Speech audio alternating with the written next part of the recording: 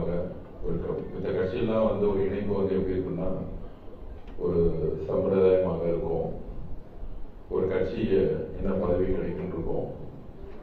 ஆனால் தமிழக வெற்றி கழகம் தான் தமிழகத்தின் முதலமைச்சர் எங்களுடைய அண்ணன் ஒரு குடும்பமாகவே வச்சுட்டு இருக்காரு. இங்க வரக்கூடிய ஒவ்வொருவரையும் ஒரு குடும்பத்தில் இருக்கக்கூடிய ஒவ்வொரு உறுப்பினர் எப்படி மரியாதையுடனும் அன்புடனும் இணைந்து பணி செய்வோமோ அதே மாதிரி இங்க இருக்கக்கூடியவங்க தமிழக வெற்றி கழகத்தை தலைவரையும் நம்பி வந்திருக்கும் பொழுது எந்த விதமான ஒரு எதிர்காலத்துடைய ஐயங்கள் இல்லாமல் அவங்களாம் இணைந்து ஒரு குடும்பமாக எங்க கூட முதலமைச்சர் ஒரு எம்எல்ஏ மீட்டிங் சொன்னாரு, இங்க முதலமைச்சர் அமைச்சர் எம்எல்ஏ அந்த பாகுபாடெல்லாம் கிடையாது, எல்லோரும் சேர்ந்து உழைக்க போறோம், எல்லாரும் சேர்ந்து தமிழ்நாட்டு மக்களுக்கு உடைய கனவை நிறைவேற்ற போறோம்னு சொன்னார்.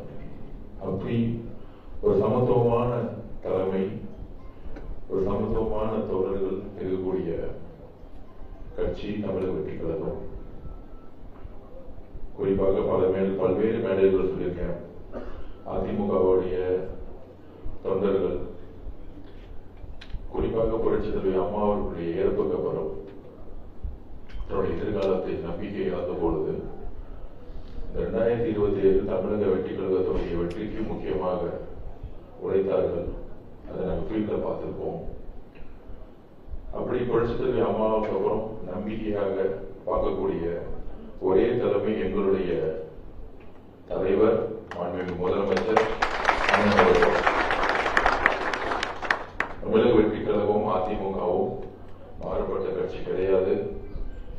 புரட்சித் தலைவர் எந்தக்காக இந்த கட்சியை உருவாக்கினாலும் புரட்சித் தலைவி அம்மா அவர்கள் எப்படி அந்த கட்சியை காப்பாற்றி வழிநடத்தினாரோ அதே குறிக்கோளுடன் மதுரை மாநாட்டில் அண்ணா அவர்களையும் எம்ஜிஆர் அவர்களையும் அரசியல் வழிகாட்டியாக ஏற்று டிக்ளேர் பண்ணது நம்மளுடைய தலைவர் அவர்கள்.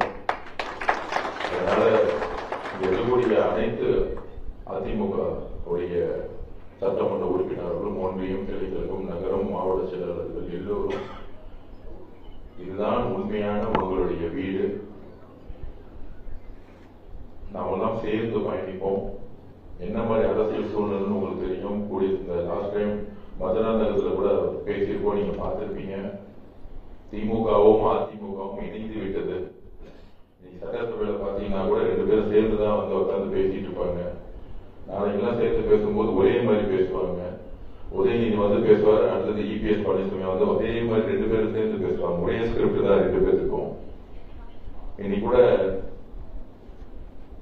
திமுக உடைய சட்டமன்ற உறுப்பினர் பேட்ச் போட்டிருந்தாங்க, பார்த்திருப்பீங்க. என்ன பேசுன்னா வாயத்திறங்கள் சிஎம், அது வாயத்திறங்கள் முதலமைச்சர் அப்படின்னு. நாங்க அது ரொம்ப கண்டுக்கவே இல்லை. இன்னைக்கு ஒரு வெளியே போய் மீடியால போய் எப்பயும் போல ஒரு பேட்டி கொடுக்கணும் அப்படின்னு ஒரு பேட்டி கொடுத்திருந்தாங்க. திமுகவுடைய சட்டமன்ற உறுப்பினர்லாம் ஒண்ணு சொல்லிக்கிறார், பர்மிஷன் 1 வருஷமா கொடுக்காம அவருடைய பிரச்சாரத்தை முடக்கினாங்கன்னு உங்களுக்கு தெரியும். கடைசி 15 நாள் அவர் 8 ஊருக்கு தான் வந்தாருன்னு தெரியும். நம்ம இளவரசர் உதயநிதி அவர்கள் சொல்லிக்கிறேன், சட்டமன்ற உறுப்பினர்கள் சொல்லிக்கிறோம், அவர் 8 ஊருக்கு 8:30 பேசியே 59 பேர் இறங்கிங்க. அப்ப அவர் பேச ஆரம்பிச்சிருந்தா கொளத்தூர்ல 5 நிமிஷம் பேசினதுக்கே கொளத்தூர்ல திரு மு க ஸ்டாலின் அவர்கள் தோல்வி விட்டார். 5 நிமிஷம் தான் பேசினார். 5 நிமிஷம் கொளத்தூர்ல பேசினதுக்கே கொளத்தூர்ல திரு மு க ஸ்டாலின் அவர்கள் தோல்வி கண்டார்னா எங்க தலைவருக்கு தெரியும் எப்ப பேசணும், எப்ப பிரச்சாரம் பண்ணணும், எந்த பிரச்சனையை மக்கள் கிட்ட சொல்லணும், இது எல்லாம் எங்க தலைவருக்கு தெரியும். அவர் வாயை திறந்து பேசுனதுக்கே 75 வருஷ கட்சி 200 தொகுதி ஜெயிக்குன்னு சொன்ன கட்சி 59 தொகுதியில் உட்கார்ந்துட்டு இருக்கு. திருப்பியும் பேசும்போது வர பை எலெக்ஷன்ல 0ல நிற்பாங்க. அடுத்த உள்ளாட்சி தேர்தலில் 1 தொகுதி ஜெயிக்க மாட்டாங்க. இதுதான் எங்க தலைவருடைய பேச்சோட வலிமை. உங்களை மாதிரி சதா காலையில பேட்டி கொடுக்கிறது, மதியானம் பேட்டி கொடுக்கிறது, நைட்டு பேட்டி கொடுக்கிறது, அறிக்கை கொடுக்கிறது. பிரச்சனை எதிர்கட்சி, அதாவது ஆளுங்கட்சியா இருக்கும்போது துணை முதலமைச்சர் இருக்கும்போது இது வரைக்கும் பேட்டி கொடுத்து பார்த்திருக்கீங்களா? திரு உதயநிதி, திரு மு க ஸ்டாலின் ஒரு பேட்டி கொடுத்து பார்த்திருக்கீங்களா? அறிக்கை கொடுத்து பார்த்திருக்கீங்களா? இப்ப மட்டும் அறிக்கையா வந்துட்டு 30 நாளா. ஏதோ 30 வருஷமா நம்ம ஏதோ ஆளுங்கட்சியா இருந்த மாதிரியும், எங்களுடைய தாத்தா வந்து ஆளுங்கட்சியா இருந்த மாதிரியும், எங்க தலைவருடைய தாத்தா முதலமைச்சரா இருந்த மாதிரியும், இல்ல எங்க தலைவருடைய அப்பா முதலமைச்சரா இருந்த மாதிரியும், ஏதோ தூக்கத்துல இருந்துச்ச மாதிரி 30 நாள் தான் ஆகுது. பெண்கள் பாதுகாப்பு கடுமையான நடவடிக்கைகளை தலைவர் உருவாக்கிட்டு இருக்காரு. இப்ப கூட பிஜேபி தலைவர் ஒரு ட்வீட் போட்டார், உங்க கட்சிக்காரங்க ஏதோ தப்பு பண்ணிட்டாங்கன்னு. உடனடியா இந்த கட்சியில எப்படி சேர்றாங்கன்னு முதல் புரிஞ்சுக்கணும். தமிழக வெற்றி கழகத்துல ஆன்லைன்ல யார் வேணா சேர்ந்துக்கலாம். திமுக மாதிரி கீழே இருக்க ஒரு ஒன்றிய நகரங்கிட்ட போய் காசு கொடுத்தாதான் திமுக வேட்பாளர், திமுகவுடைய மெம்பர் ஆகலாம் கிடையாது. அந்த மாதிரி ஜஸ்ட் 10 செகண்ட்ல இங்க வந்து மெம்பர் ஆகலாம். தமிழக வெற்றி கழகத்துல மெம்பரா யார் வேணா ஆகலாம். இப்ப கூட உங்க போன்ல மெம்பர் ஆகலாம். அந்த மாதிரி மெம்பரா இருக்கிறவங்க யாரோ ஒருத்தர் செய்யக்கூடிய தவறுகள், அந்த தவறுகள் நடந்த உடனே தகவல் வந்த காவல்துறையினர் தகவல் வந்த உடனே தலைவருடைய வழிகாட்டல பொதுச் செயலாளர் அவர்கள் உடனடியே டிஸ்மிஸ் பண்றாரு. உடனடியே அரெஸ்ட் ஆகுது. இப்பதான் பிரச்சனை வந்துச்சு, உடனே அரெஸ்ட் ஆகுது. இது திராவிட முன்னேற்ற கழகத்தில் நடக்கும் போது நடந்துச்சு அந்த சட்டம் ஒழுங்கு. தமிழக வெற்றி கழகத்துக்கும் திராவிட முன்னேற்ற கழகம் சட்டம் ஒழுங்கும் என்ன வித்தியாசம்? பிரச்சனைகள் நடக்காம இருக்க சட்டம் ஒழுங்கை நிலைநாட்ட இன்னைக்கு இருக்கக்கூடிய காவல்துறை அதிகாரிகளையும் சிங்கப்படையும் சொல்லக்கூடிய ஒரு படைகளையும் உருவாக்கிட்டு இந்த 30 நாள் என்னெல்லாம் செய்ய முடியுமோ, நிர்வாகத்தை செய்ய முடியுமோ செஞ்சுக்கிட்டே இருக்கிறோம். தூத்துக்குடியில ஒரு சகோதரி பாலியல் வன்புறுத்தப்பட்டு இறக்குறாங்க. 7 மணி கம்ப்ளைண்ட் கொடுக்குறாங்க. 36 மணி நேரம் காவல்துறை போல, திமுக கட்சி நிர்வாகிகள் போல, எம்பி போல, எம்எல்ஏ போல முதலமைச்சரை பத்தி கேட்க கூட இல்லை. இதுதான் திமுகவுடைய காவல்துறைக்கும் திமுக கட்சிக்கும் உள்ள வித்தியாசம், தமிழக வெற்றி கழகத்துக்கும். இங்க உடனே பிரச்சனை ஆனோடனே தமிழக வெற்றி கழகத்துடைய மாவட்ட செயலரோ எம்எல்ஏவோ அமைச்சரோ உடனடியாக அங்க வந்து இஷ்யூ வந்து ஃபேஸ் பண்றாங்க. இம்மிடியட்டா காவல்துறை முதலமைச்சருடைய இம்மிடியட்டா கவனத்துக்கு வந்து உடனடியா 24 மணி நேரத்துக்கு முன்னாடி எல்லாத்தையும் அரெஸ்ட் பண்றாங்க. இதுதான் காவல்துறையுடைய அப்டேட். ஆனால் மு க ஸ்டாலின் அவர்கள் முதலமைச்சர் இருக்கும்பொழுது, திரு ஸ்டாலின் அவர்கள் முதலமைச்சர் இருக்கும்பொழுது ஏன் தூத்துக்குடியில் அது நடக்கல? அண்ணா யூனிவர்சிட்டியில ஏன் நடக்கல? ஏன்னா காவல்துறை கட்சியினுடைய கட்டுப்பாட்டுல இருந்துச்சு, குடும்பத்துடைய கட்டுப்பாட்டுல இருந்துச்சு, முதலமைச்சருடைய கட்டுப்பாட்டுல கிடையாது. அப்ப இதெல்லாம் சரி செய்யறதுக்கு முக்கியமான பிரச்சனை என்ன? நாங்க திரும்பி பதிவு பண்றது, 5 வருஷமா ட்ரக்ஸ் கல்ச்சர் தமிழ்நாட்டில் போதை கழகத்தை பரப்ப விட்டு திராவிட முன்னேற்ற கழகம். அதுக்கு முன்னாடி உண்மையிலே இல்ல. 2020, 17, 18 காலகட்டத்திலாம் இந்த அளவுக்கு ட்ரக்ஸ் கல்ச்சர் கிடையாது.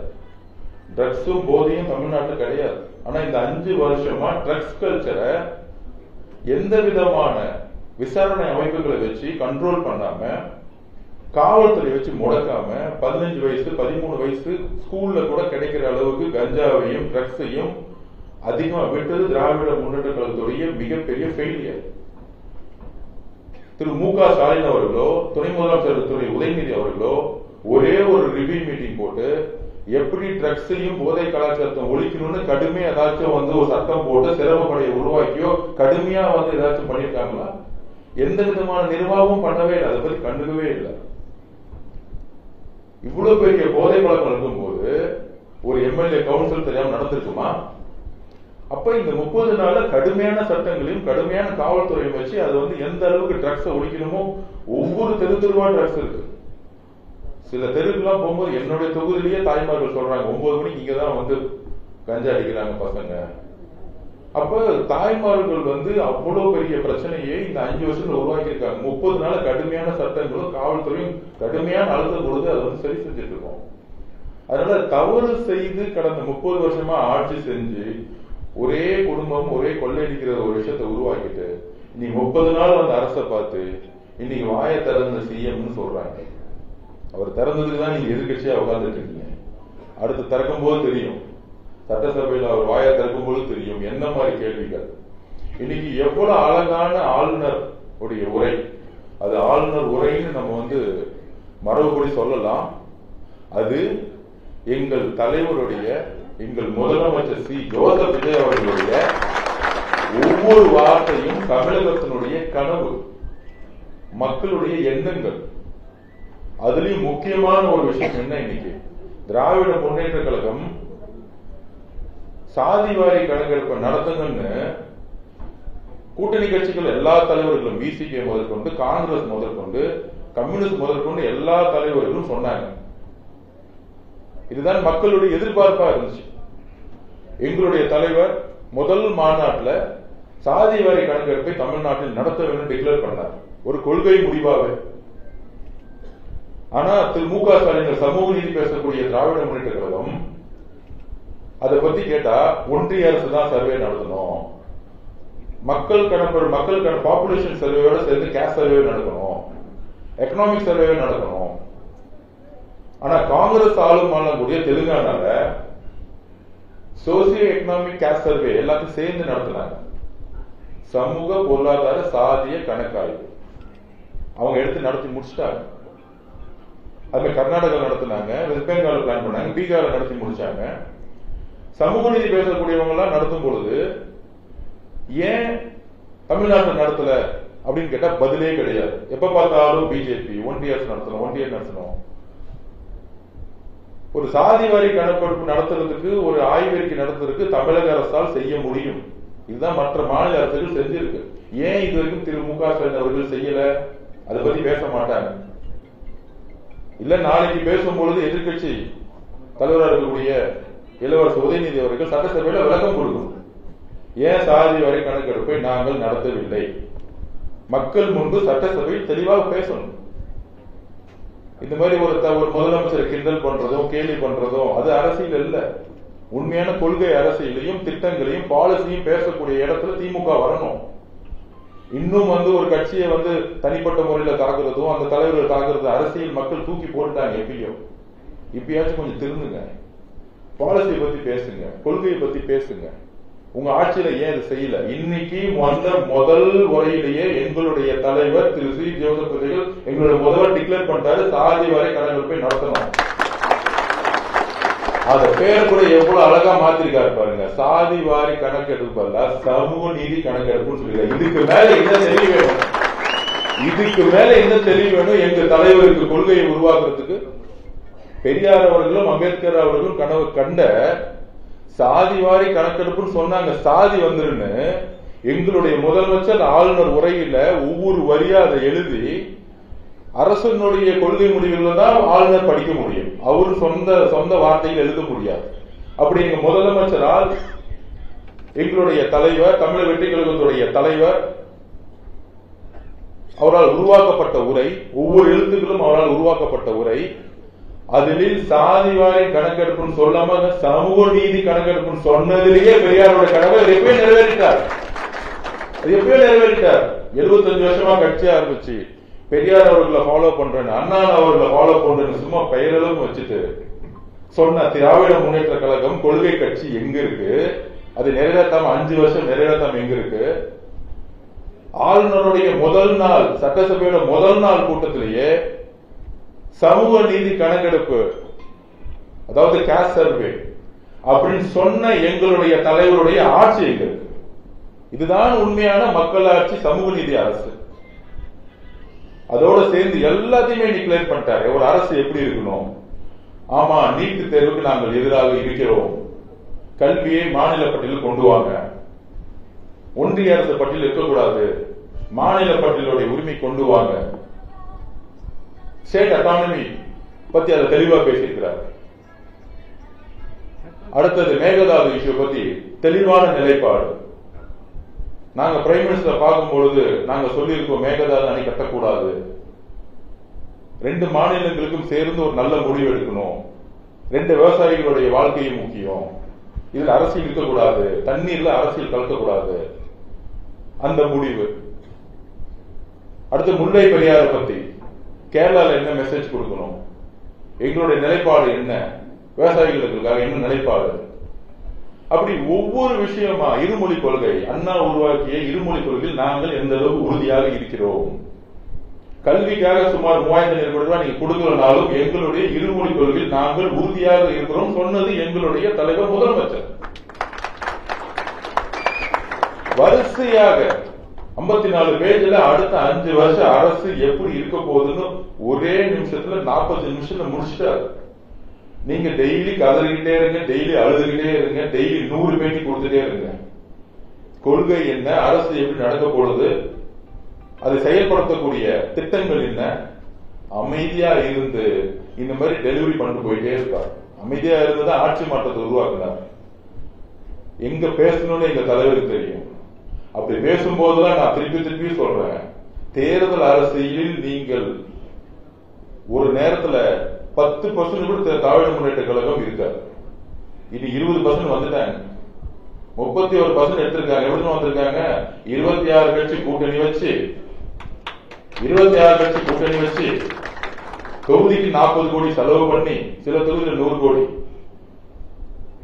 ஆள் போலம் ஜாதி போலம் 30 மினிஸ்டர், 75 வருஷ கட்சி, அவங்க சொல்ற மாதிரி BLA மெம்பர்ஸ், கிளை, ஒன்றியம் எல்லாம் இருந்து அவங்க சொல்ற மாதிரி தேர்தல் அரசியல் செய்யக்கூடிய பயங்கரமான ஒரு கட்சியா இருந்து எல்லாமே இருந்து 59 தொகுதி, ஒரே தலைவர், எங்களுடைய தலைவர் பிரச்சாரம்.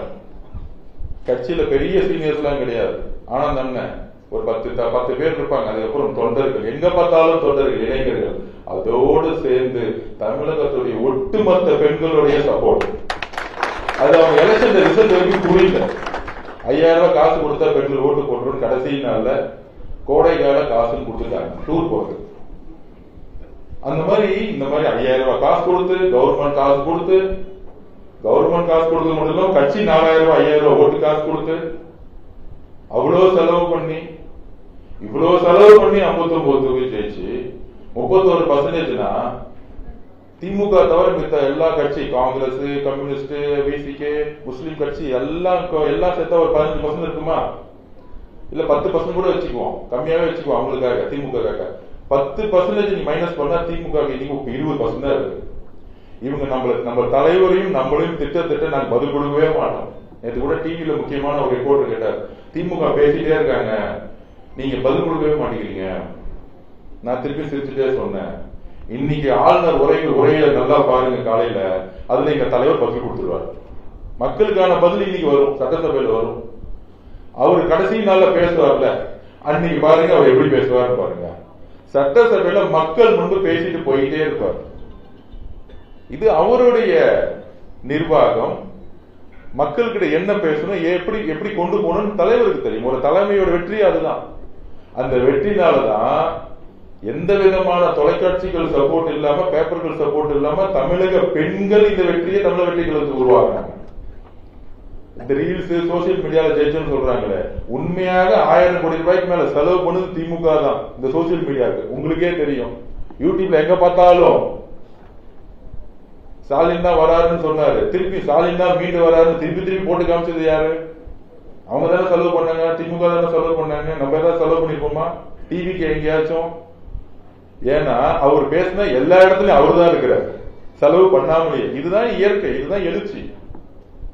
அதனால கொள்கைக்கான ஒரு இடத்துல நீங்க வந்திருக்கீங்க. இன்னைக்கு ரொம்ப நிறைவா இருந்துச்சு. ஆளுநர் உரை முடிஞ்ச உடனே நான் முதலமைச்சர் பார்க்கும்போது சொன்னேன், ரொம்ப நிறைவா இந்த மாதிரி எல்லா ஒரு கொள்கை சார்ந்த ஒரு உரையை இதுவரைக்கும் யாரும் உருவாக்குனதே கிடையாது. அப்படி ஒரு அழகான உரை ஆளுநர் உரை என்று. அதுவும் 3 வருஷமா சட்டமன்றத்தில் ஒரே சண்டை நடந்துருச்சு. இன்னைக்கு ஒரு தலைமை எவ்வளியோ சட்டமன்றம் அவ்வளிதான் இருக்கும். ஆளுநர் அமைதியா வந்தாரு, தமிழ்தாய் வாழ்த்து தான் முதல்ல சொன்னோம், அதோட ஆரம்பிச்சு. அதுலயே எங்களுடைய மிகப்பெரிய வெற்றி அமைஞ்சிச்சு. கடைசி 3 வருஷமா சட்டசபையில தமிழ்தாய் வாழ்த்து சண்டை போட்டு செஞ்சத இன்னைக்கு அமைதியா பேசாம செஞ்சது எங்க தலைவர். நடந்துச்சா இல்லையா? நீங்க சண்டை போட்டு கத்துவீங்க, ஆனா எங்களுடைய உரிமையும் மாநில உரிமையும் எந்த விதத்திலையும் விட்டு கொடுக்காம எங்க டிப்ளமேட்டிக் பண்ணணும்னு எங்க தலைவருக்கு தெரியும்.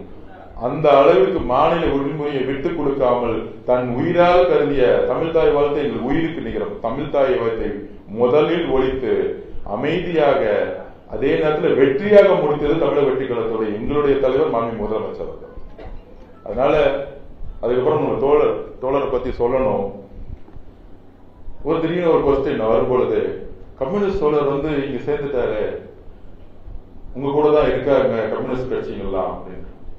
இது ஒரு 10 நாளுக்கு முன்னாடியே தோழரும் நானும் பேசிக்கிட்டு இருந்தோம். தோழர் சொன்னாரு, ஒரு இளைஞர் கட்சிகளை நான் உங்களோட சேர்ந்து வேலை செய்யணும், ஆனா கம்யூனிஸ்டோடைய சித்தாந்தத்துல தான் நான் இருப்பேன், என்னுடைய சிவப்பு துண்டை கூட நான் மாற்ற மாட்டேன். அப்ப நான் தோழர்கிட்ட கேட்டேன், தோழர் நாங்க ரொம்ப ரொம்ப சகோதரத்துவமா தோழமையோட இன்னைக்கு இந்திய கம்யூனிஸ்ட் கட்சியில அண்ணன் தோழர் வீரபாண்டி அண்ணன் கூடயும் தோழர் சண்முகத்துவ அண்ணன் தோழர் கூடயும் நாங்க எல்லாம் ரொம்ப நெருங்கி இந்த ஆட்சியை உருவாக்கக்கூடிய இடத்துல என்றைக்கும் நாங்கள் நன்றி மறவாம இருக்கணும்னா கம்யூனிஸ்ட் தோழர்களுக்கு தான் இருக்கணும். ஏன்னா கடினமான நேரத்தில் அவங்க தான் எந்த விதமான எதிர்பார்ப்பும் இல்லாமல் தன்னுடைய சப்போர்ட்டை கொடுத்தது கம்யூனிஸ்ட் கட்சி தோழர்கள். உண்மையிலே கடினமான நேரங்கள் அவங்க தான் கொள்கை சார்ந்த. அப்ப அவர் சொன்னாரு, கட்சி தலைமையிட்டு நீங்களே பேசி பாருங்க. நான் இந்திய கம்யூனிஸ்ட் கட்சியினுடைய தலைவர் அண்ணா வீரபாண்டி அண்ணன் போன் அடிச்சு, அண்ணன் தோழர் இங்க எங்களோட சேர்ந்து வேலை பார்க்கணும்னு நினைக்கிறாங்க, நாங்க என்ன பண்றோம்னு தெரியல, அவர் ரொம்ப சீனியரு, எப்படி பேசணும்னு தெரியல, எங்க தலைவர்கிட்டையும் நாங்க சொல்லணும், இப்படி சொல்லணும்னா அவர் சொன்ன வார்த்தை, எங்களுடைய கட்சி ஜனநாயகமான கட்சி, சேர வேண்டிய விருப்பம் அவருடையது, சேர்த்து கொள்ளக்கூடிய விருப்பம் உங்களது, எந்த காலத்திலையும் இந்திய கம்யூனிஸ்ட் கட்சி தடங்களா இருக்காது, தோழரை நீங்கள் வரவேற்றுக் கொள்ளுங்கள் சொன்னார். இதுதான் ஒரு தோழமை, எவ்வளவு அழகான ஒரு தோழமை. அப்ப இளைஞர் கட்சியா இருக்கும்போது அந்த செங்கோட்டையன் வரும்போது ஒரு அனுபவம் எங்களுக்கு தேவைப்படுச்சு. அந்த மாதிரி கொள்கை ரீதியா இருக்கக்கூடிய நல்லவர்களும் சரி, அனுபவசாலிகள் யார் இருந்தாலும் தமிழக வெற்றி கழக தலைவர் அரவணைப்பார். இளைஞர்களா இருக்கக்கூடிய எங்கெல்லாம் வழியை நடத்த இடத்துல, ஆலோசனை சொல்ல இடத்துல அவர்கள் வரும்பொழுது நாங்க ரொம்ப ஸ்பீடா இருப்போம். இவர்களுடைய அனுபவம் எங்களுக்கான ஒரு கரெக்டான ஒரு வழியில கொண்டு போய் சேர்க்கணும்னு நிறைய அனுபவத்தில் இருக்கக்கூடிய தலைவர்கள் அதிமுக இருந்து வரும்பொழுது வரவேற்கிறோம். அதே மாதிரி இந்திய கம்யூனிஸ்ட் கட்சியிலிருந்து வரும்பொழுது அந்த கட்சி தலைவர்களிடம் நாங்கள் கலந்து பேசி அவருடைய விருப்பமும் அவருடைய எண்ணத்தையும் அந்த கட்சிகள் வரவேற்கும் பொழுது நாங்கள் கொள்கை ரீதியாக சேர்ந்திருக்கோம். இந்திய கம்யூனிஸ்ட் கட்சியுடைய கொள்கைகளுக்கும் எங்களுக்கும் பெரிய வேறுபாடுகள் கிடையாது. ஒரு அரசினுடைய பாலிசிஸ்ல சம்டைம் டிஃபரெண்ட் ஒப்பீனியன் வரலாம், ஆனா அதுவே பேசி பேசி பேசி சரி செஞ்சுக்கிறோம். எங்களுக்கு எந்த விதமான எதேச்சைக்கார மனப்பான்மை கிடையாது. சோ அதனால இங்க இருக்கக்கூடிய தோழர்கள், கம்யூனிஸ்ட் கட்சியில் தோழர் உட்பட எல்லோரையும் வரவேற்கிறோம். இன்னைக்கு ஒரு அருமையான நாள். தமிழ்நாட்டில் எல்லா தலைவர்களும் எல்லா மக்களும் மகிழ்ச்சியோடு எதிர்பார்த்த நாள், சாதிவாரி கணக்கெடுப்புன்னு சொன்ன நாள். ரொம்ப வருஷமா, கிட்டத்தட்ட 70-80 வருஷமா எல்லாரும் எதிர்பார்த்த நாள். அதை இன்றைக்கு முதல் நாள், சட்டசபையுடைய முதல் நாள்ல அதை இன்னைக்கு மாண்புமிகு முதலமைச்சர் எங்களுடைய அண்ணன் அதை நிறைவேற்றிய நாளா பார்க்கிறோம். இது தமிழக வெற்றி கழகத்துடைய முதல் வெற்றி. ஏன்னா எல்லா கட்சிகளும் பேசியிருக்காங்க, மேடைகளை பேசுவாங்க, திமுக மேடைகளை பேசும், சாதிவாரி கணக்கெடுப்பு நடத்தணும் அப்படின்னு கலைஞர் காலத்துல பேசியிருப்பாங்க. மு.க. ஸ்டாலின் எதிர்கட்சி தலைவர் இருக்கும்போது பேசியிருப்பாரு. ஆனா ஆளுங்கட்சி ஆனவன, முதலமைச்சர் ஆனவன அதை பத்தி பேசவே இல்லை. பாலத்துக்கு டெல்லியில கூட்டு போயிட்டாரு, டெல்லி தான் பண்ணணும் அப்படின்னு. அது ஏன் உண்மையில எதுக்கு வரைக்கும் தெரியவே இல்லை. எதற்காக சாதிவாரி கணக்கெடுப்பை, சோசியோ எக்கனாமிக் கேஸ்ட் சர்வே ஏன் நடத்தக்கூடாது இது வரைக்கும் திமுக ஒருத்தர் கூட சொல்லவே கிடையாது. அதுதான் ரொம்ப ஒரு அதிர்ச்சிக்குரிய விஷயம். என்னன்னா, ஒரு சமூக நீதி பேசின திமுக ஏன் சாதி வரி கணக்கெடுப்பை, சமூக பொருளாதார கணக்கெடுப்பை ஏன் நடத்தலுங்கிறது இது வரைக்கும் திரு மு.க. ஸ்டாலின் எந்த மேடையிலும் பேசின கிடையாது. முடிஞ்சா திரு உதயநிதி அவர்கள் எதிர்கட்சி தலைவரா பட்டாபிஷேகம் பண்ணி வச்சிருக்காங்க, முடிஞ்சா அதை பத்தி பேசணும். வாயத்திறங்க சிஎம் சொல்றது பெரிய விஷயம் இல்ல. நீங்கள் முதல்ல 50 வருஷமா உங்க தாத்தா காலத்துல ஆண்டுட்டு இருக்கீங்களே. கலைஞர் அவர்கள் சொன்னாரே, சமூக நீதி காத்த கலைஞர் அவர்கள் சொன்னாரே, சாதி வாரி கணக்கெடுப்பை நடத்தணும் சொன்னாரே. அவர் காலத்துல நடத்தல, ஏன் உங்க அப்பா காலத்துல நடத்தல? நீங்க துணை முதலமைச்சர் இருக்கும்போது ஏன் அதை நடத்தல? குறைந்தபட்சம் நீங்களாச்சும் அதை பத்தி மேடைகள்ல பேசிருக்கீங்களா? அதுவும் கிடையாது. ஆனால் முதல் முறையாக உங்களுடைய தாத்தா கலைஞருடைய கனவும் இது, பெரியாருடைய கனவும் இது. அதை இன்றைக்கு சமூக நீதிக்கான கணக்காய்வுன்னு சொல்லிட்டு நடத்திருக்கிறாருன்னா இது தமிழ்நாட்டுடைய முதல் வெற்றியாக, இது முழுக்க முழுக்க எங்களுடைய தலைவர் முதலமைச்சர் திரு சி ஜோசப் விஜய் அவர்களோட வெற்றி தான் நாங்க பார்ப்போம். அதுக்கு ஒரு தைரியம் வேணும். அந்த தலைமைக்கான ஒரு தைரியம் இருக்கணும், ஒரு சரியான திட்டமிடல் இருக்கணும், ஒரு பிளானிங் இருக்கணும். அது இன்னைக்கு தைரியமாக முதல் நாளே அனௌன்ஸ் பண்ணிட்டாரு. ஒரு 2 வருஷம் கழிச்சு அனௌன்ஸ் பண்ணலாம், இல்ல தேர்தல் 2029 முன்னாடி அனௌன்ஸ் பண்ணலாம், இல்ல 2031 ஒரு 3 மாசத்துக்கு முன்னாடி அனௌன்ஸ் பண்ணலாம். கிடையவே கிடையாது. முதல் நாள் மாநாட்டுல நான் என்ன பேசணும், அது முதல் நாள் சட்டமன்ற கூட்டத்தில் நான் நிறைவேற்றிட்டேன்னு நீ நிறைவேற்றிருக்காருன்னா, அது அனௌன்ஸ் பண்ணிருக்காருன்னா, அவர் சொன்னதை ஒவ்வொன்றும் நிறைவேற்றுவார். எழுதி வைத்துக் கொள்ளுங்கள். 50 வருஷ கனவு, 75 வருஷ கனவை இன்னைக்கு சாதி வாரி கணக்கெடுப்பை, அதாவது சமூக நீதி கணக்கெடுப்பை இன்னைக்கு அனௌன்ஸ் பண்ணிருக்காருன்னா, முழுக்க இது முதலமைச்சருடைய மிகப்பெரிய அறிவிப்பு. தமிழக மக்கள் கொண்டாடப்படக்கூடிய நாள் இது. அதனால வந்தவர்களுக்கு எல்லோருக்கும் என்னுடைய நன்றி. மிகப்பெரிய ஒரு கொள்கை போராட்டத்தில் நாம் சேர்ந்து பயணிப்போம். நன்றி.